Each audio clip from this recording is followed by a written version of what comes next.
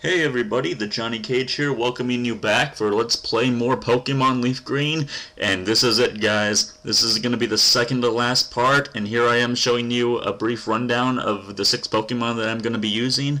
They've been the same for a little while now, but as you can see, they're pretty strong, they're good to go. I love the attack on Clamps there, my Kingler in the beginning. Man, he's a beast, seriously. Got no special attack or special defense, but you know, that's fine by me. So here we are, we're at the Elite Four. This is it, and the very first person that you face in the Elite Four is L'Oreal? No, that doesn't make, that's some sort of a brand. Lorelei? I don't even know. But she's specializes in ice Pokemon, and she's definitely probably the toughest of the Elite Four. I mean, Lance, the final guy whose specialty is dragons, is pretty tough, but ice is such a strange kind of type of Pokemon. You don't see many of them to begin with. She's got Dugong, and I believe she has a Slowbro and Jinx, and a lot of very strange Pokemon that you don't see very often. They did a good job with the ice Pokemon though, because they're hard to find. There aren't a lot of just straight up ice moves, but at the same time they played them really well. They give them a lot of really good moves, and they're very effective against a number of different types of Pokemon. So, and they're not as vulnerable to certain like plant moves. I mean, they still are. As you can see here, Venusaur is doing a really good job against Dugong. Took him out with very little issue, but not as vulnerable to the plant techniques as the water Pokemon are. So that's one interesting thing about them. Oh, Slowbro. Oh, he's gonna be a tough one. But oh, there he goes. Yeah, Dugong did that hail move, which ended up hitting Slowbro. I'm not sure exactly how that move works, if it can hit one person or the other, and it's just random chance. But take the little extra bit of damage. Here's Lapras. A lot of people swear by Lapras as being a really awesome water Pokemon, and just like Eevee, you get him when you go through Slivco. Well, you don't get Eevee when you go through Slivco, but it's the same kind of circumstance where you have to just find him. You don't find him in the wild, you find him somewhere in the game, you only get one of them. So I've never really used a Lapras. Lapras would have been a definite contender, but I had so many water Pokemon that I wanted to try out, so kind of just didn't happen.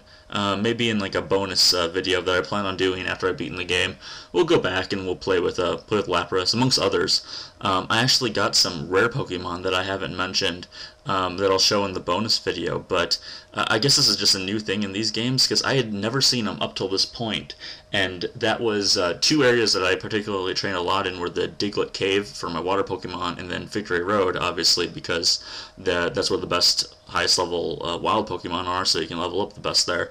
And I found a Diglett with a black nose instead of a red nose, and I found a golden Machop, which I thought was particularly strange. So I'm going to try to get some regular versions of those Pokemon at the same level and do some sort of a comparison. If you guys know the differences, because I'd imagine the rare ones have better stats, that seems like a given. If there's anything else about them, though, that I don't know of, let me know, because very interesting. I was surprised that I got them.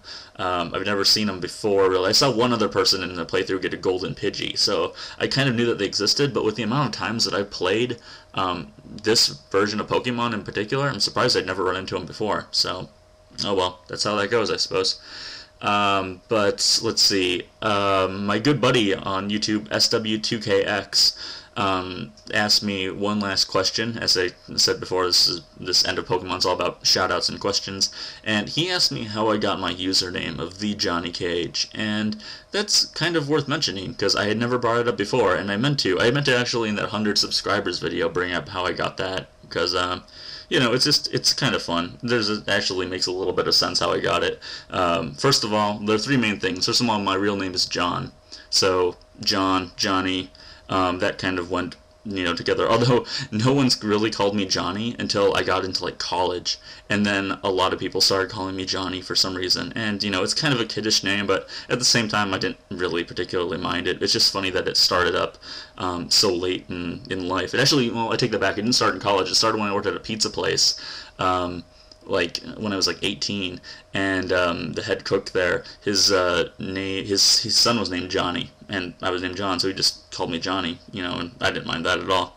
So that's how I got that part. Another thing is when I got the name, I was kind of looking to have like a new gamer tag, a new alias, if you will, and and I was taking martial arts at the time. I'm not anymore, unfortunately. It got way too expensive. It was like the place I was going was kind of an uppity kind of place. It was like $110 a month, if I remember correctly, for as many classes as you wanted to go to. And they had quite a few classes a week, but it was just whatever ones I could attend. And I think I went like 2 or 3 days out of the week normally, and stayed there for a couple of hours. But so, Johnny Cage, and then it came to the whole Johnny Cage from Mortal Kombat. And so it's like, okay, martial arts, Johnny Cage. Then let's see, I'm a really good, the third thing is I'm really good at fighting games, at least within the circle of friends that I have. I've been in a couple of fighting game tournaments before. I've been in a couple Smash Brothers 64 tournaments, which I did really well at. I was at one at an anime convention about 5 years ago, and out of 64 people, I don't know exactly where I placed, but I placed in the top 10, which is cool. And I was the best Kirby overall. I love Kirby. As I've said before, my two favorite video game characters of all time are Mega Man and Kirby. And most of my love from Kirby stems from playing Smash Brothers. But I just, I like the little lovable pink guy anyway. He's adorable. But, so that was that. And then I also studied Japanese, and I changed the Johnny Cage name around, obviously. I got rid of the H, and I changed the K to start with changed the Cage to start with a K, and Kage in Japanese means shadow. And it was also it didn't mean to be, but it was kind of an homage to Naruto, because all of the leaders of the villages, there's like the Hokage, and, I forget, is there a Kazekage, I believe? But it was just kind of ended up being an homage to my love of anime. Although I'm not as much into anime now as I used to be, but I was a big fan of anime back in the day, like in middle school especially. I got really big into it. My favorite anime of all time is still Trigun.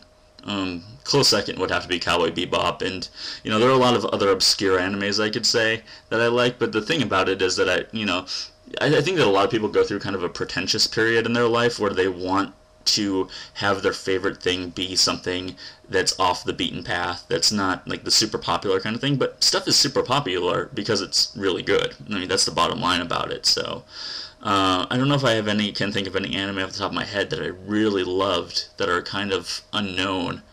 Some older ones. I've got the entire series Blue Seed on VHS sitting on my shelf. That's how old school anime fan I am. But yeah, I'm kind of done with anime conventions. Getting a little old. When the average age of the anime convention goer is probably 16, 17 years old. Yeah, and I'm 25, so that's getting to be a bit much. But if you've never been to a convention before and you're into anime, if you're into anything, find a convention that has to do with that and go. Conventions are so much fun, especially if you can get a group of friends to go. Geez, they're just, get a hotel room, spend the whole weekend there. Oh man, I swear, it's such a huge party. You meet so many awesome people. Just like I've met so many awesome people on YouTube. It's the same kind of thing, only it takes place over a matter of 3 days, and anything and everything can happen, but you're almost certain to have a great time. So I didn't even mention that we just fought Bruno, the rock guy. He's such a pushover, though. I can't believe that he's even included in the Elite Four. I would want someone else, maybe a really strong psychic person as well. Even Sabrina could have been harder if it would have been an upgraded version of Sabrina, because rock Pokemon, if you got a good water or plant Pokemon, you're fine in that fight, no problem whatsoever. So anyway, that's kind of how I got the name Johnny Cage. And then when I made a YouTube account, I wanted to put in Johnny Cage, but someone had already taken that, and one of the suggestions was the Johnny Cage, and I just thought that was kind of funny. It's like, I'm the Johnny Cage, the one and only. So I went with that, and it stuck, and I kind of prefer that rather than having a bunch of random numbers afterwards. So that's how I became the YouTube person that I am today. And it started up with me putting up a bunch of my trip videos to Japan. I did an intro video. I did a video of my room at home. Very old video now. It hasn't changed a whole lot though. but it's kind of fun to look back on stuff like that and just have it there for documentation purposes. It's kind of like vlogging, and you go back and you look at where you were at that point in your life, because I'm at such a crazy crossroads in life right now where, you know, you're done with school and it's all about moving on, getting a career going, and in this economy, oh my gosh, that's hard as hell. And you know, getting my relationship going strong, and oh man, like they really do try to prepare you for this portion of life, but it's tough. It really is. So for any of those, because I know I have a lot of younger viewers out there, you know, just do the best you can. Try to get a job. Try to get experience. Even if you're still in college, you know, try to get your feet wet with getting a job, trying to get in a door, maybe an internship, because that's going to be a really tough part, especially people that are younger than me.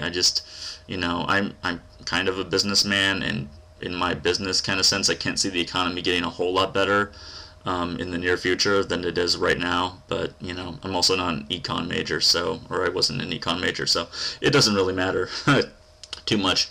But anyway, that's my more adult spiel, I guess, of this video. So back to more Pokemon. Yes, let's forget our worries and douse them with a good amount of Pokemon. Oh man, I'm really looking forward to Modern Warfare 3 coming out tonight. I'm not a huge fan of first-person shooters, but I do enjoy them. I guess it's just the people that I don't really enjoy a lot. I was, in August, I went down to Texas because my girlfriend's getting a teaching certificate down there, and there was a guy that I was talking to while I was waiting for my plane to arrive, and he was really big into first-person shooters. He was like a younger guy, and I was trying to like find some common ground we could talk about with first-person shooters, because I don't play any of the newer ones. As you guys know, I don't have any current-gen systems. So I was like, hey, you've ever played Contra before? I'm like, I'm really good at Contra. And he had no idea what I was talking about, of course. But it was still fun. I love talking to like younger people about it, and I love the fact that a lot of younger people still play, you know, a lot of the games that really set the standard. I guess a good argument is always that a lot of slightly younger people than myself always go for Ocarina of Time over Link to the Past, but I think that Link to the Past is the better game. I think maybe a majority of people think that Link to the Past is better than Ocarina of Time. Not by much necessarily, but the amount that they did in between the original Legend of Zelda and Link to the Past is just amazing. I mean, they're both Nintendo games, so they did have the advantage of knowing how the hardware worked, and they were better able to program it, of course, in that sense. And it was 5 years, which was a lot of time, but seriously, that game just made leaps and bounds and strides over what games of that type, you know, of that time even, because that came out like the first year that the Super Nintendo came out, so that's certainly saying something about it. You know, you can say the same about Final Fantasy VII. I love 7. It's my favorite Final Fantasy of all time. I'm not afraid to admit. This kind of goes back to what I was saying about anime and people, you know, having that kind of pretentious point in their life where they really try to enjoy things that are, you know, not that common as far as what people consider popular, and you know, try to go their own way, and that's admirable, certainly. But, you know, 7 is just a really great game, and it is overrated a bit because it's 3D. You know, if you look back at, like, 3, better known as 6, but when that came out for the Super Nintendo, there wasn't a lot of love for RPGs. Well, there was, but not a ton. Because, I mean, you did have really awesome games like Chrono Trigger and other stuff. Final Fantasy 2 was already out, but it really took 7 to bring it to the masses. And they tried with like Final Fantasy Mystic Quest, if you're familiar with that. That's a very interesting Final Fantasy game because it's very linear. You don't have to do much of anything. You really don't have to do any level grinding. You can just go through the entire game in almost one sitting. It's kind of long, but you could feasibly do it in one sitting if you wanted to. And you know, it was supposed to be kind of the introduction of RPGs to the Western audience. And it tried to do what it could, but it took a game like Final Fantasy VII to come along, and you had those awesome, I think what really did it, like the first time I saw those cool summons, those awesome 3D sprites, well, awesome at the time, 3D sprites of summons, oh man, that was so awesome, and those crazy weapons. That made me afraid of deep water, definitely, going down into the ocean in their submarine in 7, and Emerald Weapon, there's just one bad guy down there, just one bad guy, and he's big, you can see him from a mile away. But man, is it frightening, especially when you're unprepared to go down there. Oh, jeez. Good times reminiscing on that, that's for sure. But so anyways, that's it's kind of my spiel. I don't even know where I started with that. It kind of just branched off into so many different areas. Let's get back to the game. We got Wonder Boy, my muck, fighting Dragonite, and this is going to be a tough fight here. He already took out my Dragonite, but I did give Wonder Boy Thunder, which, where did I get Thunder from? Did I buy it? I think I bought it. I want to say I bought it from Celadon. Otherwise, I did make a brief stop at the power plant. No, I did not fight Zapdos, but I did make a brief stop up there to see if it was a good place to level up, because it had been a long time since I had been there. I think I might have found the TM for Thunder there. In any event, I gave it to Wonder Boy, because I really wanted to give him stuff that wasn't poison-type offensive moves, and it seems like Thunder's really paying off. So you can see we just brought out Aerodactyl, and so close to a one-hit kill there. Oh, man. Oh, now my speed harshly fell. No, it's no big deal. Was in with a sludge bomb. There you go. There's some sludge in your face. Oh, jeez. Alright, so we took care of all of the Elite Four. But wait. It's not over yet. Oh no, it's far from over. I can't believe you beat my dragons. You would have been the Pokemon League champion, but there's one more trainer. Kene! Ugh! Alright guys, next time, the final episode of Pokemon. This has been the Johnny Cage. Thank you so much for watching. Subscribe, like, comment if you have not. And next time, we take on Kene for the World Championship of the World. Later on.